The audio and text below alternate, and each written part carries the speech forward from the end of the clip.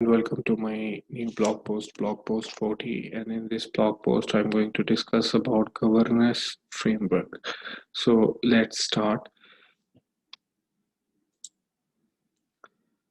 So basically governance refer to the organizational or structural arrangements at all levels of an organization designed to determine and influence the behavior of the organizational members.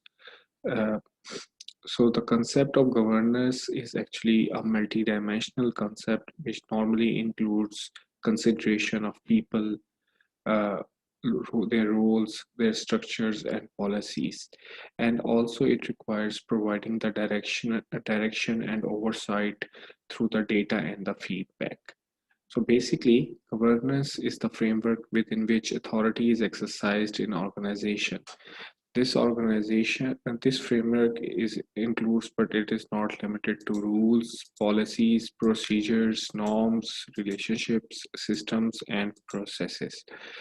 So this framework basically influence how objectives of the organization are set, achieved, risk is actually monitored and assessed, and how performance can be optimized. So basically, when we talk about the project governance refers to the framework functions and processes that guide the project management activities in order to create a unique product, service, or result to meet organizational, strategic, and operational goals. There is no governance framework that is effective in all organizations. A governance framework should be tailored to the organizational culture,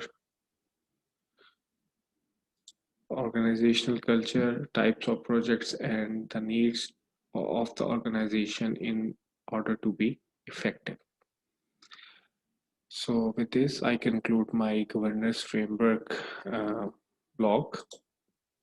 Now coming towards our star question, it is the responsibility of the project manager to tailor the governance framework. The tailoring might include tailoring of policies, norms, and rules, collaborative efforts, budgeting and scheduling, OPA and EEF. Answer lies within this video. So